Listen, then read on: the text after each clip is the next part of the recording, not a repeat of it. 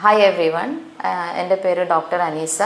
ഞാൻ CM multi speciality ഹോസ്പിറ്റലിലെ ENT സർജനാണ്. നമ്മുടെ മക്കളെ ആരോഗ്യം നമുക്ക് ഭയങ്കര പ്രധാനപ്പെട്ട ഒരു കാര്യമാണ്. അവർക്കിപ്പോൾ തുടരെ എന്തെങ്കിലും അസുഖങ്ങൾ വന്നുകൊണ്ടേയിരിക്കുകയാണെങ്കിൽ അവരുടെ പഠിത്തം, വളർച്ച അതൊക്കെ ഒരുപാട് അഫക്റ്റഡ് ആവാറുണ്ട്. ENT റിലേറ്റഡായി പൊതുവേ കണ്ടുവരുന്ന ചില രോഗലക്ഷണങ്ങളാണ് ഞാനിവിടെ പറയുന്നത്. അതായത് മൂക്കടപ്പ്, വിട്ടുമാറാത്ത ജലദോഷം, ചെവി വേദന, കഫക്കെട്ട്, കൂർക്കം വലി, തൊണ്ടവേദന, ഇതൊക്കെ. എന്തുകൊണ്ടാണ് ഇത് കോമണായി കുട്ടികളിൽ ഇത് വരുന്നത് എന്ന് ചോദിച്ചാൽ, കുട്ടികളിൽ നോർമലായി കണ്ടുവരുന്ന ഒരു ടിഷ്യൂ ആണ് എഡിനോയിഡ് എന്ന് പറയുന്നത്. എന്താണ് എഡിനോയിഡ്?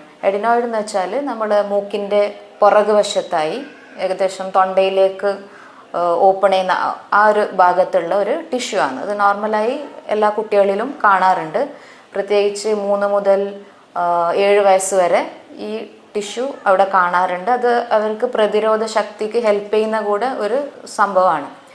അപ്പം ചില കുട്ടികളിൽ ഇത് ഈ ഒരു കാലയളവിൽ കുറച്ച് സൈസ് വലുതായി കാണാറുണ്ട്. ബിക്കോസ് അവർക്ക് ഇമ്മ്യൂണിറ്റി കൂടുതൽ ആ ടൈമിൽ വേണം.